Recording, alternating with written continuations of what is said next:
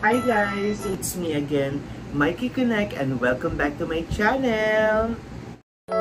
Baby, you don't know what you do to me. Between me and you, I feel like chemistry. I won't let no one come and take your place. Cause the love you give, it can't be replaced. So no one else tell me what to do. That's why I spend my life with you. I wanna please you in any way I can. I wanna share my world, don't you understand? Your love is a one in a million. It goes on and on and on. You get.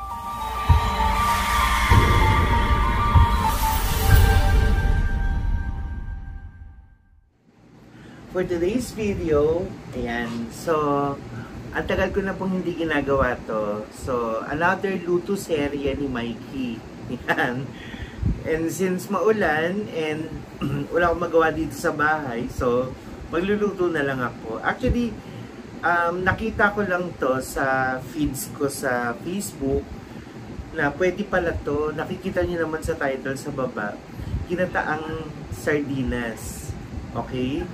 So, ano pang hinihintay natin? So, naka-prepare na, actually, naka-pre-cut na yung mga ingredients kanina para tuloy-tuloy na lang. Short vlog lang naman ito, pagkaluto, and then that's it. So, ayun. And thank you at nakapag-upload ulit ako. Yan, medyo sinisipag-sipag ang inyong kakonek. At tayo ay magluluto ngayon. So, without further ado, tara doon tayo sa kusina at papakita ko yung mga ingredients sa inyo. Okay? I'll be back! Okay, so mga kakonek, ang ating mga ingredients ay syempre meron tayong pechay, and then meron tayong pre-cut na talong, then meron tayo ditong sibuyas, then bawang. Then, actually, ang sabi dun sa YouTube is 1 teaspoon lang. Pero, ay ginawa ko siyang 1 tablespoon. And then, itong pepper naman, actually, dapat powdered, pero wala ako. So, ang ginamit ko is crushed na pepper. 1 teaspoon. Tapos, meron tayo ditong Good Nom Fresh Gata. Hindi siya sponsored, baka naman. Charot! And then, meron tayong Mega, hindi rin sponsored to. Actually, nasa YouTube ay dalawang maliit na lata. So, ang ginamit ko na is yung malaki. Ganun din eh. Ganun din yung proportion niya. Okay? So, yan ang mga ingredients natin, mga kakonek. So, start na tayo magluto. Yan. So, mga kakonek, syempre, hindi maluluto ang ating ginataang sardinas kung walang kawali at stove. So, buksan na natin yung stove. Then, lagay tayo ng konting mantika. Actually, gusto ko damihan. Kasi ipiprito natin yung ano eh, yung talong. Okay. Siyempre, ikalat natin yung mantika. Para ano.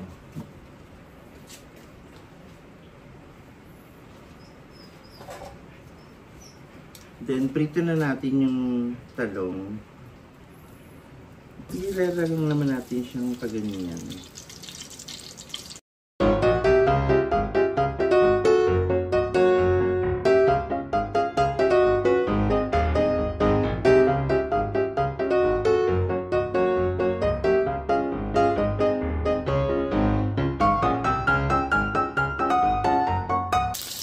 One to 2 minutes.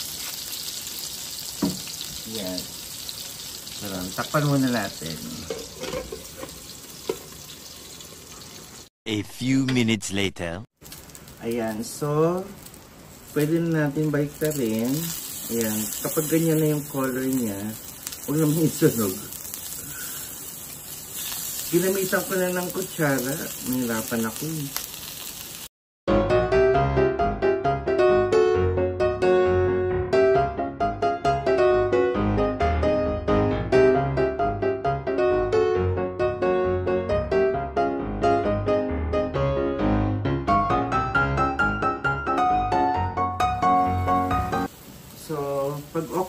nating talong, set aside natin siya muna.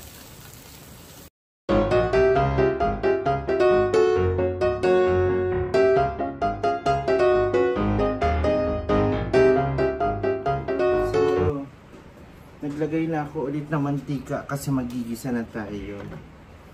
So ako normally, inuuna ko muna yung sibuyas.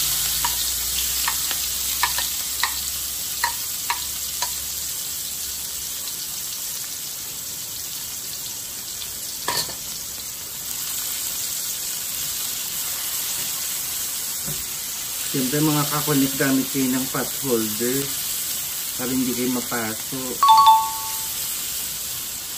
Yan. So, gisahin nyo muna yung sibuyas hanggang sa lumabas yung kanyang aroma. Then, siguro after yung pag nakita nyo na medyo translucent na yung sibuyas, sunod nyo na yung bawang.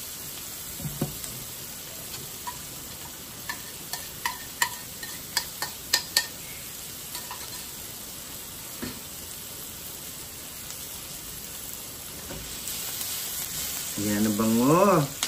Amoy nyo ba mga kakonek? Siyempre lalagyan na natin ang gata.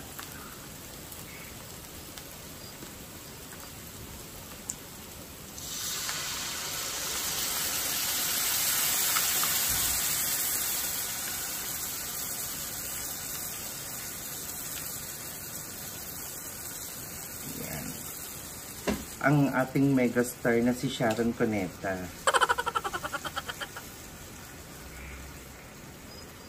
Okay.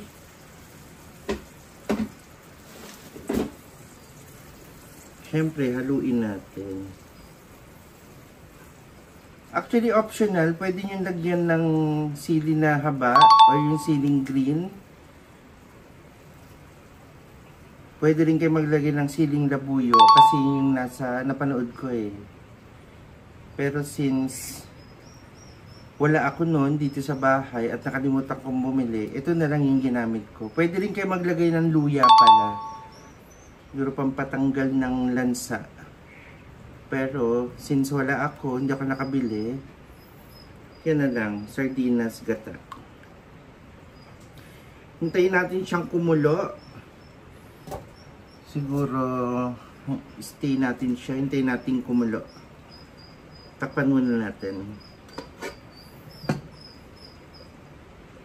One eternity later. Ayan mga kakakonek. Since kumukulo na siya, haluin muna natin.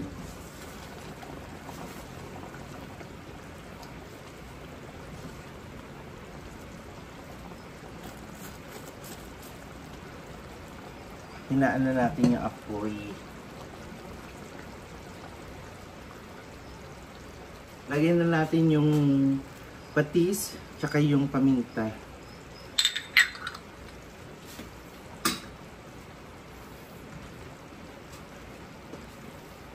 Then, syempre, haluin ulit natin.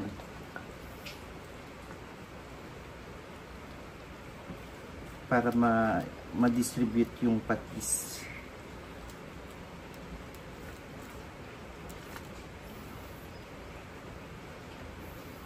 Hindi ko pala dinurog yung sardinas para may laman-laman siya.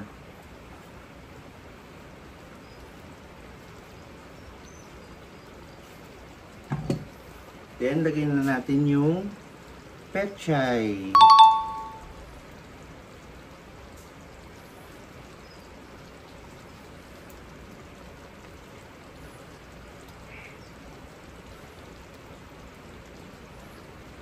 Kalat nyo siya para maluto.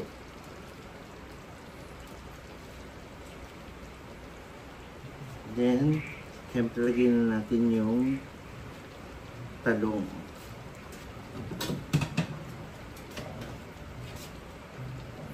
Sorry, nalaglag.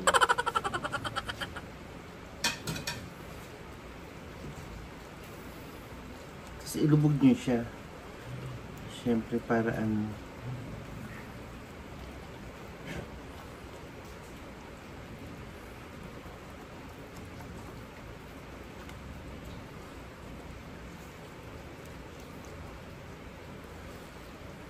Haluin nyo ng konti.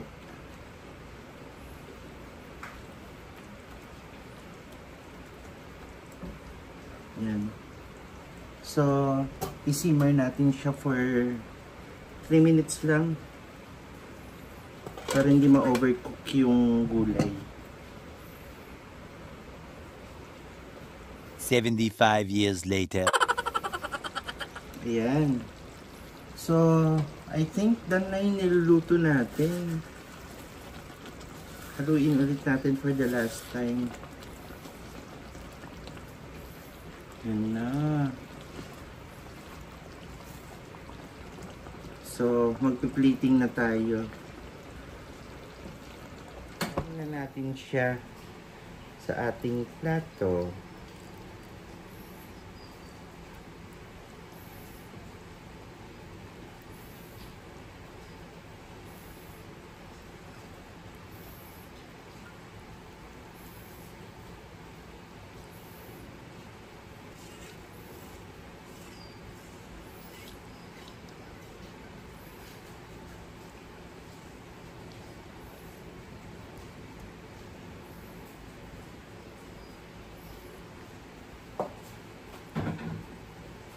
Siyempre, ayusin naman natin para presentable.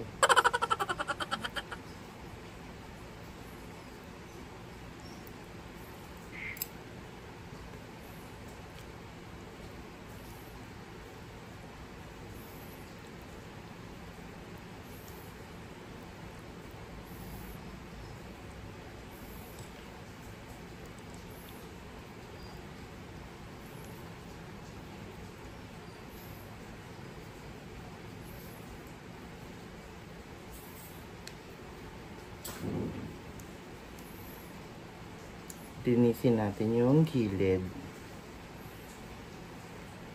Yan. So there you have it. Kinataang sardinas ni Mikey.